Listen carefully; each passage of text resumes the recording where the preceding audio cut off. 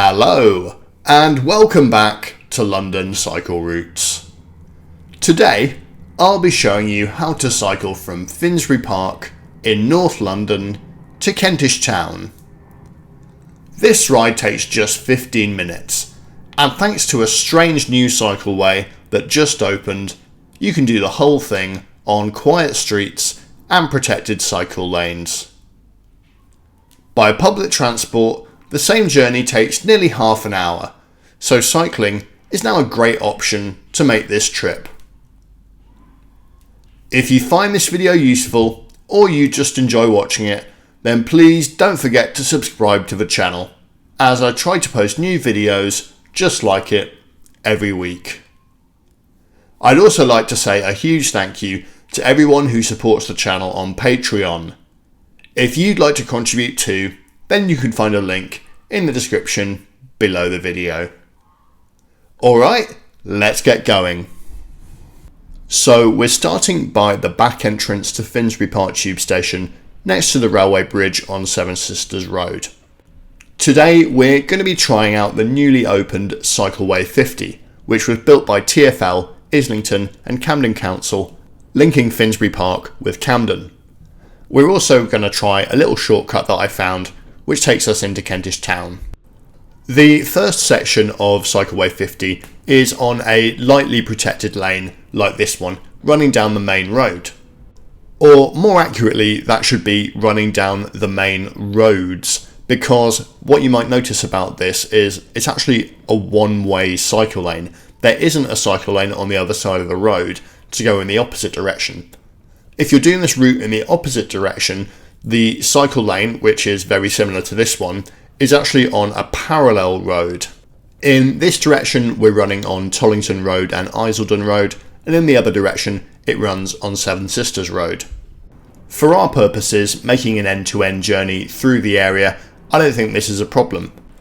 It matches what cars do in the gyratory, the whole thing is one way, and you just follow the signs and take the appropriate road. There are definitely downsides to this approach though, and I sort of wish that they hadn't done it. For a start, say you lived in that building on the left there, and you worked in central London. Well, you could cycle to work on this cycle lane to central London, but how do you get back? You have to take a different road to get back, which doesn't go past your house. And equally, it's difficult to use it to cycle to the shops and back if you're going to have to do a big loop around a gyratory. So this sort of design doesn't serve local trips very well, which good cycle infrastructure should do, especially if it wants to drive modal shift for people to take a bike when they would have otherwise maybe driven. Now, I don't want to be too down on C50 because it is pretty revolutionary. I used to live in Kentish Town and getting to Finsbury Park was a real pain, and I probably wouldn't have considered cycling there as going down the main roads was horrible. Now it's great, but I do hope that in the future TfL considers making those main road sections into two-way cycleways. Now the north and southbound sections of C50 have merged on Caledonian Road here, and we're using this crossing to get over to Penn Road, where C50 continues in both directions.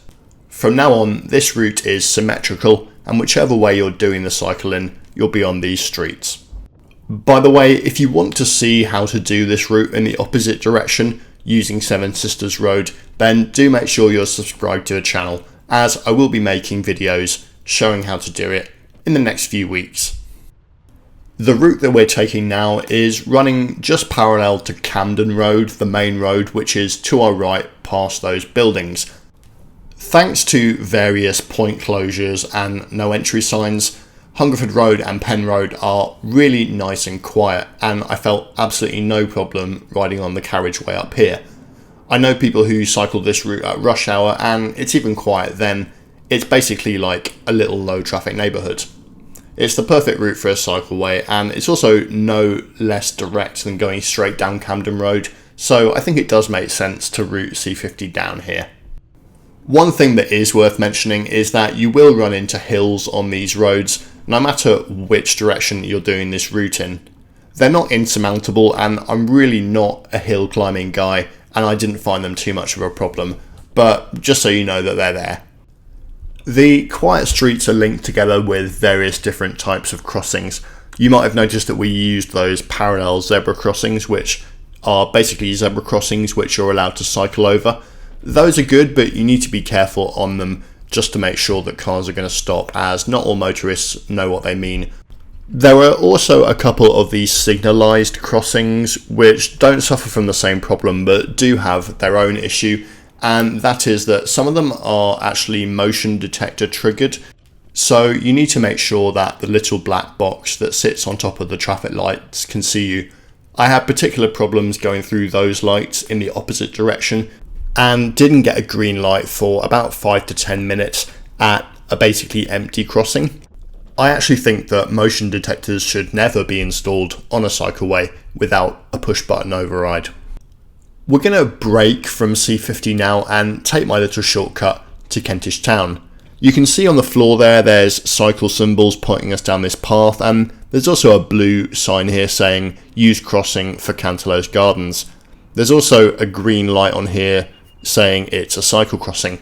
Strangely, there was also a little red no cycling sign on that chicane, which is slightly contradictory given the 3 other signs. I can only assume that it was meant to be removed when this crossing was put in. The crossing was finished in the last month or so and was intended by Camden Council to improve links between Cycleway 50 and Kentish Town. It's a really great idea, and it's cool to see a council thinking in terms of connecting up destinations. A couple of little snags that need finishing. We need a drop curb just here, just so that people can cycle in the opposite direction into Caledonian Gardens, and it probably makes sense to remove that chicane and the no cycling sign, which contradicts the other 3 signs there saying that it is a cycle route. But apart from that, it's a really nice way of getting into Kentish Town. Generally, you shouldn't run into any traffic on Gacewood Road other than the odd car, and you just need to head straight down it for it to take you right into the middle of Kentish Town Road, aka Kentish Town High Street, where we've ended up now. And so we've made it all the way from Finsbury Park to Kentish Town, riding on protected cycle lanes and quiet streets, and as you can see from the map, it's a really direct route. It's a shame about the two-way nature of that main road section of Cycleway 50, but I don't want to be too down on the route. Overall, it's a great ride and it is revolutionary for connecting these 2 places. Let me know in the comments what you think. If you're interested in seeing how the route on Seven Sisters Road works and also how you get to it from Caledonian Road, do subscribe to the channel, as I'll be posting a video showing just how to do that in the next couple of weeks. It's also a fairly busy time for new cycleway openings in London, as there's also a new route down in West London which I want to try out, which I'm hoping to be able to get to next week as well. So if you're interested in West London routes, do make sure you hit subscribe, as I know a lot of people like to look for stuff there. Thanks again to everyone on the Patreon, you're all fantastic. Anyone else who's feeling generous and wants to contribute, you can find a link in the description below the video.